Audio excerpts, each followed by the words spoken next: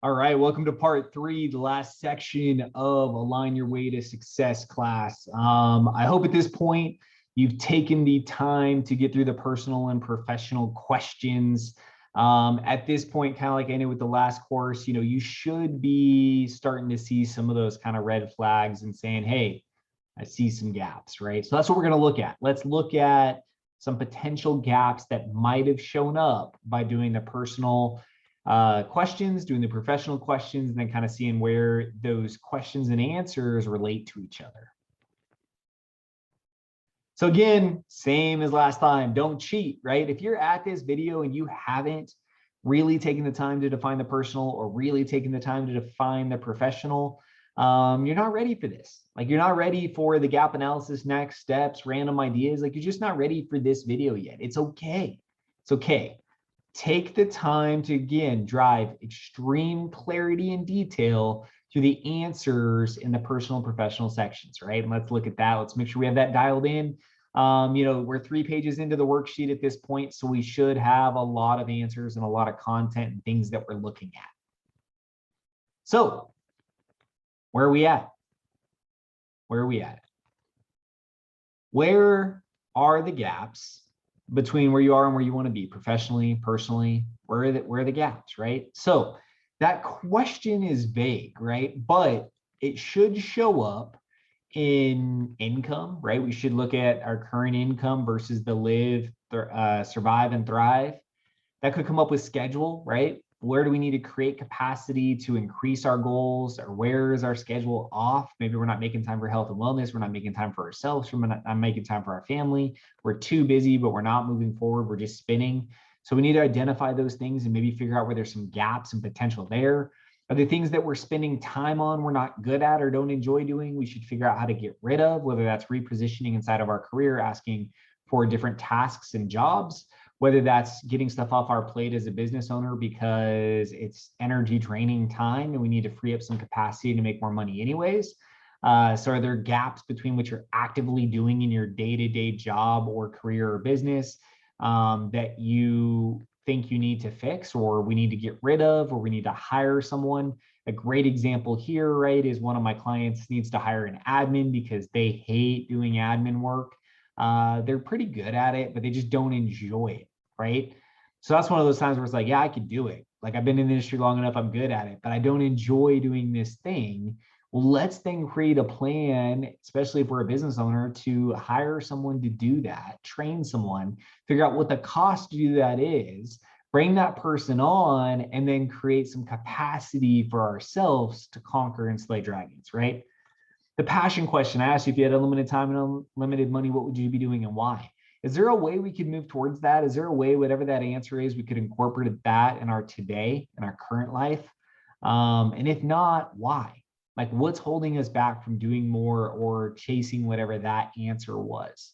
And is there a way we can close the gap between where we are and what that answer was? Is there a way we could, in the martial art example, is there a way we could integrate that into our life somewhere to make sure we're not losing track of that passion, the hobby, the thing? So what's it going to take to fill those gaps? What gaps did you identify, right? If you look back through all the sections and you go through those 3 pages of answers, where did you find some stuff that you're doing that you're like, look, this is draining my time. This is unmotivating work. I'm in a mindset of survival and I forgot how to chase dreams and thrive. Where are those gaps, right? So one example here, right, is maybe we identify our current income is $4,500 a month. The live income might have been $6,000. So we're already short of like just kind of that month to month, creating a little cushion. And then maybe our thrive income was $7,500. So again, if that was where our reality was, what is it going to take for us to close the gap? I use the income one because the income one's easy to identify because it's a number. But it's critical that you really look back through this and you look at the hobbies, the passions, the time with family, all those other things, and make sure that you're making the right time and we're identifying ways we can move to all that. Before we jump into it on the income, and I show you some big moves, little moves, let's use health as an example. Let's say that health, fitness, maybe nutrition, one of those buckets was critical to you. Let's just say health to you is working out and you think you can work out 30 minutes 3 times a week. And that would be better than doing the nothing today. Again, even in that, I want a minimum, a good, and a best. Well, best is we work out 6 days a week, 1 day off. Maybe that's your like best case scenario. Okay, well, let's not chase that today. Maybe good is I'm going to work out 4 days a week, 5 days a week. Maybe better is just I'm going to work out. Let's just give yourself permission to start a habit, right? So if that's the goal, then 3 times a week, find a way to work out. You don't have time to work out? Okay. After dinner or on your lunch break, why don't you go for a 10 to 15 minute walk? Why don't you move just a little bit? Why don't we just chip away at goals? I did an expert interview with a health coach, right? Maybe you need to drink more water, right? So maybe water is a key to your health. Maybe that's something you want to do more of. Well, you need to drink 3 gallons a day. No. You need to drink more tomorrow than you drink today. How are you going to do that? What's that look like? So in all of these, don't scare yourself into not taking action by choosing a goal that's so big you can't start, right? Make sure that whatever you're going to do is attainable, and we identify clear, easy steps forward so that we can go ahead and start moving towards filling these gaps between personal, professional, some of the things we identify. Let's talk small moves, right? So small moves, if we're looking at income, right? Maybe we just got to work some more hours. Maybe it's that simple. Maybe we just need a little bit of overtime from our job, or maybe we just need to put a little more into our business. That's it. Maybe we need to ask for a raise. I'm happy to guide you through that process, right? We could use the quarter analogy that I was given, right? You know, here's 8 quarters. If you want to raise, give me 8 reasons why you're worth 25 cents. Interesting, right? Are you saving me money or are you making me money? Those are the 2 ways you're valuable as an employee. So how or what are you doing that saves you money? Oh, you're doing more the work of multiple people, so I don't need to hire other people because you're performing. Great. You figured out how to build systems and processes that save yourself and the company time and money. Great. You're managing people, which takes management off me. Great. You're doing sales activities which generate revenue or upsells. Great. What are you doing to earn the raise, right? But let's ask for it, right? Can we ask for it? Does our job and career actually allow us to ask for it, right? Can we close more deals? And if so, how many deals do we have to close to hit that goal, right? Again, maybe we need to revamp the pipeline, how we close, buy us capacity in our schedule somewhere to free up time for that, hire people to offload the production, to help on the sales side. There's so many things we could do there. But again, I just want you to look at the small moves. Could we make a small move today based on all the information you've gathered and the stuff you've walked through that would move you toward hitting your income goal, right? Or chasing that Thrive goal? Schedule. Right? Maybe your schedule is just out of whack. Maybe you're working too many hours. Or you feel like there's just no time left in a week. And that might be work, family, all of it. So why don't we just start by blocking off a little bit of time on the calendar? One thing I love to work with my clients on, and it's something I've done for years, is I block off every Monday before noon and every Friday afternoon. My typical work week, right? Monday through Friday, 9 to 5, plus some, but it's Monday through Friday. So I like to start my week with a buffer, so I have time to clean up the emails from the weekend, kind of set my week, make sure I understand what's coming up, make sure I didn't miss anything I need to plan for. I like to end my week with a buffer as well, so that, again, I can make sure, oh, is there something I missed that I need to get done real quick? Do I need to shoot an email out and apologize for dropping the ball on something? Or do I need to plan something for next week? What could blocking some time on your calendar mean for you? Now, here's the key. If you're going to block it, you got to stick to it, right? You can't block it and then just blow it up week after week after week. So if you decide that that Monday start, Friday end works for you, or 2 time blocks a week just to catch up and clean up, that's great. With employees or team members, I love to work with them on starting their day and ending their day with a very clear time block. Like, I want you to have 15, 20 minutes in the morning to just get settled. I want you to have 30 minutes at the end of the day where we should have been done working and we can like recap the day, clean up, make sure our workstation's clean, make sure we have a clear plan for tomorrow, make sure we've communicated fires or challenges to the team to gain support, right? What could time blocks do for you? Maybe you need a time block yoga, time block your fitness, right? Time block time for you, right? Time block something. So maybe that's just one step you can take on the schedule, just time block, right? Simple. Next, maybe you just build things in that you're focused on you and don't let other things get ahead of them, right? So again, buy yourself some time. It's a huge struggle in the career world, in the professional world, and especially if you're an entrepreneur, right? You're giving to everybody but yourself. So maybe on the schedule side, we just got to buy some time back, right? Those are little things we could do in all of these buckets. So again, look at the things you answered. Look at where you're spending your time and your energy and see, like, am I actually doing the things that I want to do that drive me towards those personal goals and personal things that I identified? And if I'm not, what am I going to do about it, right? What are some small steps, simple things that we could do to start moving there, right? That's it. What are the little things? Next, big moves, right? And this happens. I've had plenty of sessions where we work through the personal and professional, we explore the alignment, we look at where we're spending our time and energy, and we decide it's time to sell the business or close it. We decide it's time to change careers. My job is just not supporting my future, right? Maybe I have an amazing job, but from a career standpoint, this industry is just not going to support where I want to go. Maybe again, I have a great job and a great culture, but I'm working hours that just aren't sustainable with my family or my personal goals, right? So what are those things, right, that might require us to jump, right? And that's scary. But if an outcome of this process is you identified that your current state's not sustainable to reach your desired future state, I give you permission to explore the hard question, right? What would a big move look like? What would it look like to change careers, change companies, change industries? What would it look like to sell your business, close it, get rid of it, do something else, do something that energy producing and not draining, right? What would that look like?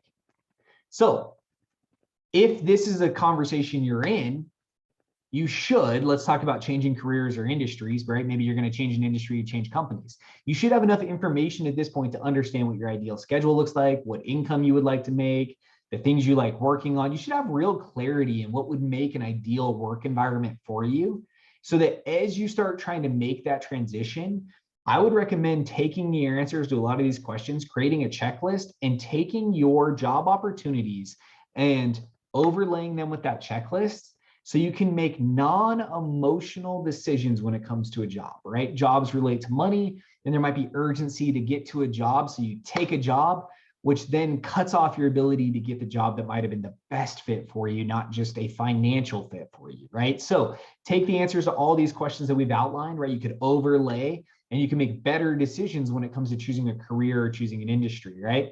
Now, if this is on the business side, maybe you decide that, you know what, my business isn't just, it's just not going to do it. Like, it doesn't produce the income or the time or what I thought it was going to produce. One, I give you permission to sell. I was in the same state. I thought that, you know, I created this thing that was my baby and I was going to hold on to it forever. You know what? At some point, sometimes it's not. Sometimes it's okay to get rid of it, close it, or sell it, right? So I give you, again, permission to do that or look at that. Maybe you need to buy or expand your business to do more. That's a big move. Let's look at it. Maybe we need to acquire businesses or launch a product line. Let's explore that. The other thing that you might want to explore, depending on how your answers are, is maybe you have a good career and a good business, and maybe you've kind of maximized your time and everything's kind of full, but there's still a need for additional income. So why not look at diversifying your income to a side hustle? Now, I'm not going to sit here and sell you a side hustle. I could give you a whole bunch of ideas, whether that's a side business, whether that's taking your hobby and finding a way to monetize it, whether it's going back to that passion question and looking for, could I chase part of that and create revenue from it? Or whether that's looking at a network marketing, multi-level marketing, product marketing, sales company, right? All of those are great options, right? Just make sure now that you understand the gap you're trying to fill, the schedule and time you have available to fill the gap. And if you're going to choose a side hustle, choose something that fills the gap and aligns with the things you like doing in your passions, right? Because you should, again, have clarity there. Don't make an emotional decision there when now you have very clear answers and what you actually enjoy doing and what you have the time and wherewithal to put towards, right? So that's what I want you to look at there. Again, big moves might be something that comes out of this. It's okay, explore them, but use the data you just generated to make non-emotional, factual decisions.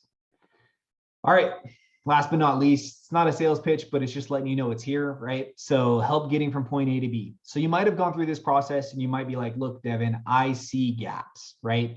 I can see where I was selling myself short on things that I personally actually want, need, desire. I can see where there's income goals. I can see where my schedule's misaligned. I can see where I need time with my family. And maybe you just don't see a path forward. That's great. I hope that at a minimum, you at least have taken the time to write these things down and understand where there might be gaps personally and things that you want to chase or do, right? Health, wellness, finances, whatever it may be.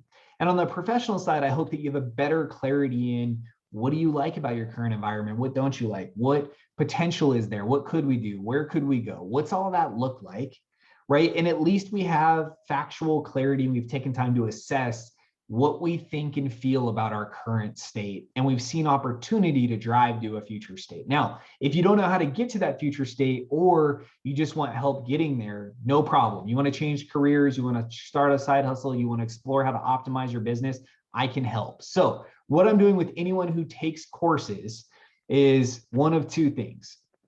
Either a 1 hour session or a 2 hour session. I think in 1 or 2 hours, if you've done the work, we can create clear, tangible action items. Maybe I can make some connections or referrals that help move the needle forward.